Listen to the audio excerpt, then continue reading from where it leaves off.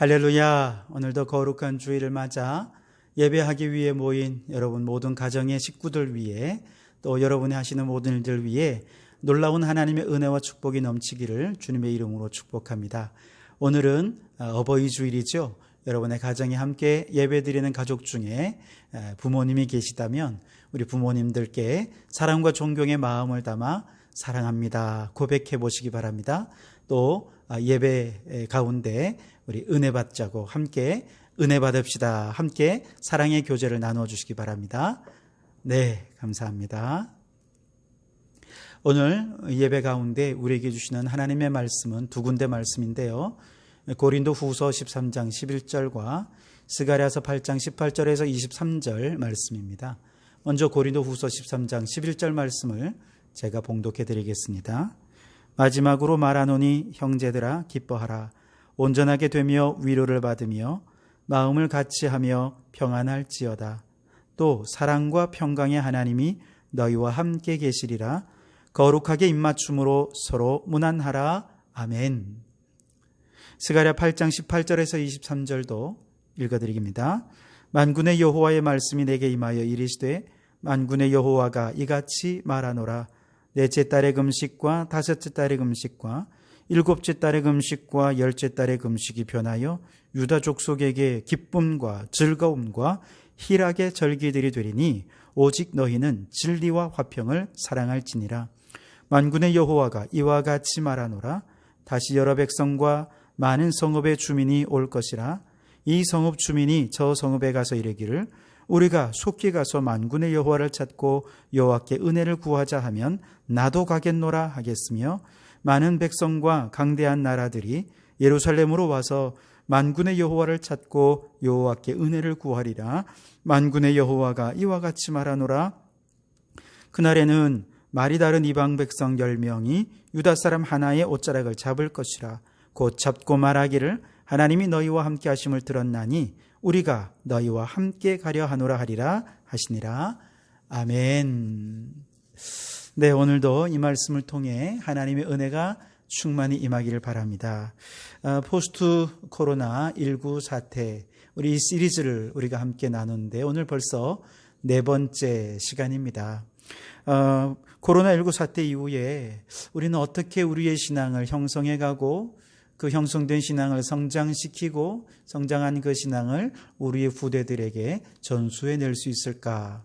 그 가장 좋은 대안이 무엇일까라고 생각할 때 그것은 바로 가정을 교회로 세우는 것이고 두 번째는 바로 그 가정교회에서 온 몸이 기억하는 가정 예배를 실천하는 것, 이것이 바로 대안이다 라고 하는 내용을 우리가 함께 나누고 있죠. 그리고 바로 그 가정 예배를 통해 우리의 신앙의 정체성을 형성하고 신앙의 가치관을 형성하는 것이 예배의 텔로스가 될 것이다, 목적이 될 것이다, 이제 그런 말씀도 함께 나누었습니다. 지난 시간에는 예배를 드리는 데 있어서 어떤 장애물이 있는지 함께 나누면서 이 장애물들을 극복해 가기 위해 함께 기도했고요. 자, 오늘은 오늘 함께 나눌 말씀을 통해서 가정 예배를 내가 더 적극적으로 참여하겠다라고 하는 그런 마음의 결단들이 함께 불릴 듯이 일어날 수 있게 되기를 간절히 소원합니다.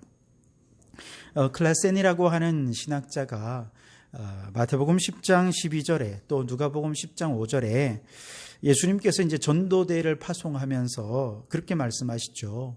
너희가 그 들어가는 집에 제일 먼저 평안을 빌어라. 이제 그렇게 전도대들에게 말씀을 하시면서 보내는데요. 이 학자는 생각했어요.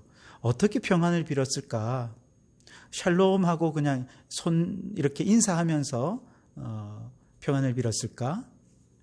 근데 성경을 쭉 연구해 보면서 그는 아마도 거룩한 입맞춤으로 평안을 빌었을 것이다. 그렇게 결론을 내렸습니다. 왜냐하면 사도 바울의 서신서에 보면 데살로니가 전서 5장 26절에 고린도전서 16장 20절에 그리고 오늘 우리가 함께 나눈 고린도후서 13장 11절에 모두가 다 성도들 간의 거룩한 입맞춤으로 문안하라 그렇게 가르치고 있는 내용을 보면서 이것은 예수님이 가르쳐 주셨기 때문에 이렇게 바울이 성도들에게 또한 가르치는 거구나 이렇게 생각한 것이죠. 오늘 고린도후서 13장 11절에 형제들아 기뻐하라 온전하게 되며 위로를 받으며 마음을 같이하여 평안할지어다 또 사랑과 평강의 하나님이 너희와 함께 계시리라 거룩하게 입맞춤으로 서로 문안하라 그렇게 말씀하시잖아요. 그러니까 이 거룩한 입맞춤을 통해 성도들은 서로 사랑과 평안을 빌고 위로와 은총을 빌고 또 연약한 믿음을 강하게 하는 이런 것이 초대교회의 모습이었고 이것이 초대교회의 하나의 예식으로 예배 가운데 자리 잡게 되었고 하나의 관습이 되면서 성도들이 모일 때마다 이제 거룩한 입맞춤으로 교제를 하게 되었다는 것이죠. 그리고 이것이 초대교회 성도들의 하나의 특징이었다는 것입니다. 고대 문헌을 살펴보아도 고대 여러 종교들 어느 종교들도 입맞춤이 그 공동체의 특징이 되는 그런 공동체는 없습니다. 오직 유독 우리 초대교회만이 입맞춤으로 서로 교제하는 이런 관습이 있었던 것이죠. 그래서 초대교회 성도들은 이렇게 서로가 거룩한 입맞춤을 통해서 성령을 전달하는 수단이다 이렇게 생각을 했던 것이죠. 이후에도 예배 중에 특히 성만찬을 행한 직후에 사제가 팍스 보미스쿰이라고 말하면 성도들은 서로 입을 맞추면서 예수 안에서 하나가 된 엄청난 결속력을 경험하고 또 느낄 수 있었다는 것이죠. 이것이 교회의 전통이 되었다는 것입니다. 이게 교회의 전통이니까 그러니 우리 빨리 서로 입맞춥시다 이렇게 얘기할 수는 없겠죠. 우리가 이 입맞춤이 갖는 본질이 무엇인가를 한번 생각해 볼 수 있어야 되는데요. 바로 그 본질은 거룩한 접촉에 있는 것이죠. 터치입니다. 어루만짐입니다.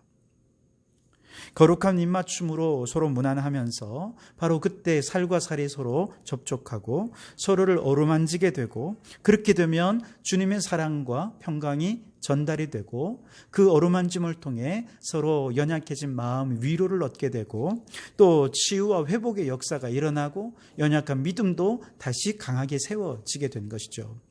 예수님이 바로 그런 목회를 하셨던 거예요. 성경에 보면 다른 모든 사람들이 부정하게 여기는 한센병 환자를 예수님은 덥석 그 손을 붙잡고 그를 불쌍히 여기면서 그를 고쳐주시는 이야기가 나오지 않습니까? 베드로 장모가 열병이 들어서 사경을 헤매고 있을 때 예수님께서 그의 손을 붙잡아 주셨습니다. 그랬더니 그녀가 벌떡 병이 낫고 일어난 것이죠. 어린아이들이 예수님께 다가올 때 예수님께서 그 아이들을 거절하지 않으셨어요. 그 아이들을 다 환영했고 가슴에 품으면서 어루만져 주시면서 그 아이들을 축복해 주셨습니다. 돌아온 탕자를 맞이하는 아버지도 어떻습니까? 아들이 참 멀리 보이니까 막 먼저 달려가서 목을 안고 입을 맞추면서 그 아들을 그렇게 환영한 모습들을 우리는 보지 않습니까? 바로 이것이 예수님의 모습이었다는 것이죠.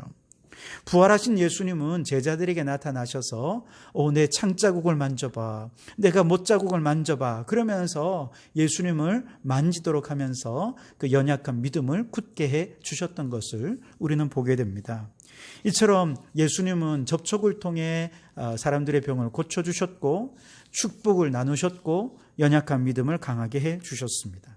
그래서 누구든지 예수님과 접촉하고 예수님을 어루만지기만 하면 그 어루만짐을 경험하기만 하면 사랑과 평안 또 따뜻한 위로와 은혜를 경험하게 되고 그 믿음이 성장하게 되는 것을 우리는 보게 됩니다. 요즘은 접촉하는 것은 곧바로 바이러스를 퍼뜨리는 위험한 행위라 이렇게 생각하기 때문에 사실 접촉하는 게 쉽지가 않죠. 그러나 접촉이 없는 비대면, 비접촉의 사회가 점점 심화될수록 심각한 질병이 초래될 수 있다는 것을 우리는 알아야 됩니다. 마라스무스라고 하는 병을 여러분 들어보셨죠? 유아들이 양육자의 충분한 접촉을 경험하지 못할 때 몸이 점점 쇠약해지는 것을 가리키는 의학의 전문 용어입니다. 그래서 아기가 2살이 될 때까지도 사람들이 안아줌을 경험하지 못하고 입맞춤을 경험하지 못한다면 신경이 아주 크게 손상이 되거나 자폐증에 걸릴 확률이 굉장히 많아진다고 그렇게 말합니다. 그런데 이건 한 사람에게만 뿐만 아니라 이 사회도 역시 마찬가지입니다. 바이러스 사건이 일어나기 전에도 이미 이 사회는 점점 손대지 않고 사람들을 접촉하지 않고 모든 것을 작동하게 만드는 비접촉, 비대면 사회에 더 가까워지고 있었습니다. 바이러스는 이것을 가속화시켰을 뿐이죠. 전문가들은 이전부터 이 사회가 접촉에 궁핍해지면 반대로 접촉성 범죄, 예를 들면 학대라든지 가학행위 같은 이런 범죄가 증가할 것이라고 경고했었습니다. 이번에 일어난 N번방 사건, 이런 사건은 얼마나 가학적이고 정말 위험한 성학대 동영상입니까? 이런 범죄는 그저 하루아침에 나온 범죄가 아니라는 거예요. 비접촉, 비대면, 이런 사회의 문화가 깊어지는 과정에서 생겨난 접촉성 범죄의 대표적 사례라, 그렇게 말할 수 있다는 것이죠. 그 밖에도 1인 가구의 증가로 인한 고독사, 외로움으로 인한 우울증, 그리고 그 우울증의 결과 자살률의 증가, 이런 것들은 비접촉, 비대면 사회 속에서 생겨나는 사회적인 마라스무스, 사회적 병리 현상이라, 그렇게 말할 수 있을 것입니다. 그래서 여러분, 이 시대 속에서 우리가 예수님의 제자로 살아간다는 것은 우리 성도들에게 있어서 접촉과 그리고 서로의 스킨십은 결코 포기해서는 안 되는 성도의 사명이 될 수 있다는 것이죠. 그렇다고 해서 우리의 현실이 감염의 우려가 여전히 남아있는 상황에서 무조건 성도들이 서로 교제하고 스킨십을 하고 그렇게 사랑을 나눌 수 있는가? 그럴 수는 없는 것 아니겠습니까? 그건 대단히 위험한 일이죠. 그러면 우리는 어떻게 이 비대면, 비접촉 사회에서 예수님과 접촉하고 또 성도들과 접촉하면서 그 사랑을 나누며 살아갈 수 있을까? 기독교 미래학자 레너드 스윗이라고 하는 교수님은 2000년 초반에 쓴 그의 책에서 이미 2가지를 통해 예수님과 이웃들과의 접촉면을 늘려갈 수 있다, 그렇게 얘기를 했는데요. 우선 첫째는 예수님의 몸과 피를 먹고 마시는 성만찬을 통해서 주님과의 접촉면을 늘려갈 수 있다. 그리고 성도들과의 접촉면도 늘려갈 수 있다, 그렇게 얘기를 합니다. 즉 예수님과 예수님의 살과 피를 먹고 마시는 성만찬을 통해 우리 누구를 마십니까? 예수님을 먹고 마시며 예수님과 하나가 되죠. 뿐만 아니라 이 성만찬을 통해 성도들 간에 우리는 직접적으로 악수를 하거나 허그를 하거나 직접적으로 접촉하지는 않는다 하더라도 성만찬을 함으로써 우리는 예수 그리스도 안에서 서로 하나로 연결되고 접촉될 수 있다는 것이죠. 그리고 어쩌면 이것이 성도의 교제가 가지는 본질이라, 그렇게도 말할 수 있을 것입니다. 왜냐하면 성도는 예수 그리스도 안에서 접촉하고 예수 안에서 교제를 나누는 존재가 성도들이 아닙니까? 그러니까 아무리 교회 안에서 성도들이 교제를 나눈다고 해도 예수님이 매개가 되지 않는 교제는 그저 인간적인 교제에 불과할 뿐입니다. 그런 면에서 성만찬을 통해서 예수님과 접촉하고 성만찬을 통해서 성도들과 교제를 나눈 이러한 성도의 교제야말로 성도의 교제가 지닌 본질을 회복하는 일이 될 것이라, 그렇게 말할 수 있을 것입니다. 그래서 지난주일에도 제가 말씀드린 것처럼 비대면, 비접촉 사회 속에서 성만찬은 이제 모든 예배의 필수 조건이 되어야 합니다. 그렇다고 가정 예배를 드리면서 성만찬을 행할 수는 없겠죠. 이건 신학적으로 대단히 심각한 문제가 있기 때문에 가정에서 성만찬을 행할 수는 없어요. 그러나 애찬식은 얼마든지 할 수 있습니다. 성만찬은 못하지만 서로 조촐한 애찬을 놓고 그렇게 예수님과 함께 애찬을 나누면서 은혜를 누릴 수 있어요. 그래서 여러분 항상 가정에서 드리는 예배에는 이렇게 작은 애찬을 준비하셔서 그 애찬을 나누는 시간을 예배 순서 가운데 꼭 함께 나누면서 가족들이 예수 안에서 거룩한 입맞춤을 나누면서 사랑과 위로를 전하고 평안과 축복을 나누고 연약한 믿음을 굳게 세워가는 그런 여러분들이 되실 수 있기를 바랍니다. 그리고 비대면, 비접촉 사회 속에서 예수님과의 접촉면을 늘리는 방법은 지극히 작은 자 하나에게 한 것이 곧 내게 한 것이라는 주님의 말씀의 원칙을 통해서 이게 가능해집니다.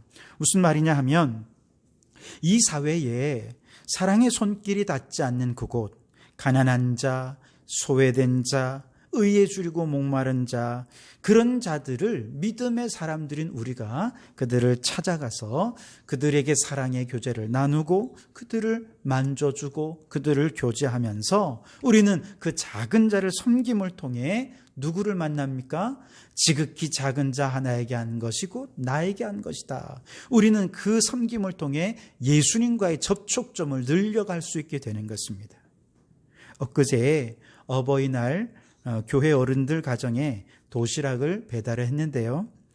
김종순 권사님 댁에 갔더니 난 화분 자그마한 하나가 있더라고요. 그리고 거기에 부모님 은혜 감사합니다. 이렇게 써 있는 거예요. 그래서 이거 누가 보내온 겁니까? 저는 아들이나 혹은 딸이 이렇게 보낸 거 아닌가 생각해서 물어봤는데요. 그게 아니고 권사님께서 평소에 주변에 부모님이 없이 할머니 손에서 자라는 예쁜 여자아이가 있는데 이 아이를 수시로 돌봐주고 옷도 사주고 용돈도 주고 그렇게 했더니 이 아이가 감사의 마음으로 이 화분을 보내왔다. 그렇게 얘기를 하시는 거예요. 그 얘기를 들으면서 제가 얼마나 큰 감동을 받았는지 모릅니다. 권사님은 이처럼 작은 자를 섬김을 통해 예수님과 생활 속에서 그렇게 가까이 접촉하고 계셨던 것을 보게 되는 것이죠. 작은 자 하나에게 한 것이 곧 예수님께 한 것이죠. 예수님은 작은 자로 오늘 우리 곁에 계십니다. 그러므로 사회의 약자들을 접촉하면서 우리는 예수님을 접촉하게 되고 그들 또한 우리를 통해 예수님과 접촉할 수 있게 될 것입니다. 말씀드린 미래학자 레너드 스윗 교수의 책에 보면 인터넷에서 어떤 사람이 질문한 내용을 올렸는데요. 성자들은 하늘나라에서 무슨 이야기를 할까? 그렇게 궁금증을 올렸다는 거예요. 그리고 그 궁금증을 올린 그 사람이 직접 답을 달았는데 이렇게 대답을 했다는 거예요.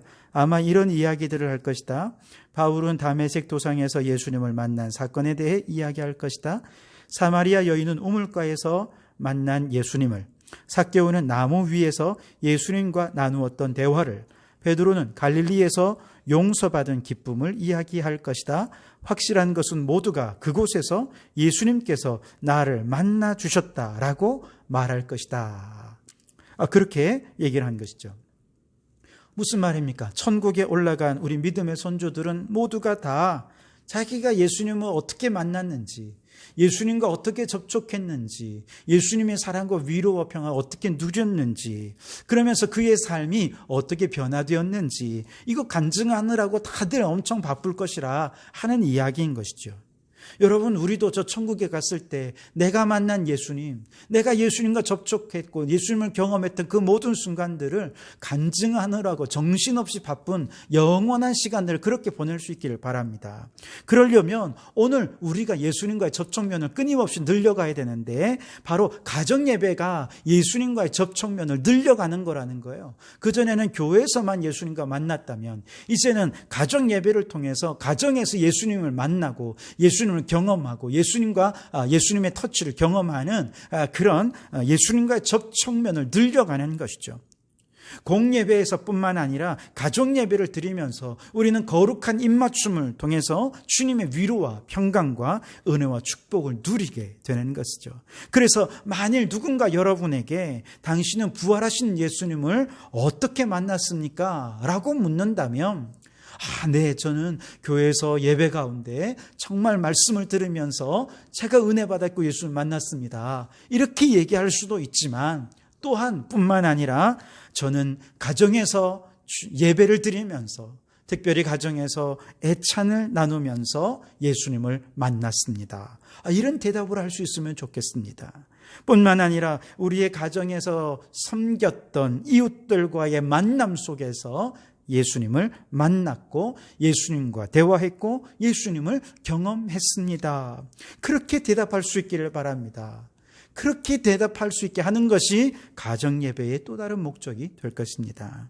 그래서 여러분, 교회에서 공예배와 성도의 교제를 통해서도 예수님을 만나지만 이제는 예수님과의 접촉을 가정에서도 늘려서 가정예배를 통해 예수님과 접촉을 이어가실 수 있기를 바랍니다. 가족들이 함께 작은 자를 섬기는 바로 그 현장을 주님과의 만남의 자리로 경험하실 수 있기를 바랍니다. 그래서 예수님과 접촉하는 삶의 영역들 점점 늘려가시면서 여러분 모두가 다 예수님을 우리의 모든 삶의 순간순간 만나고 경험하는 살아있는 신앙이 되실 수 있기를 주님의 이름으로 축복합니다.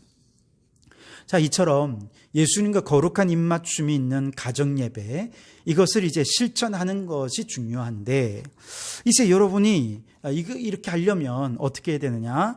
이제 여러분 모두가 다 이 거룩한 입맞춤에 직접 참여하고 동행해야 한다는 것이죠.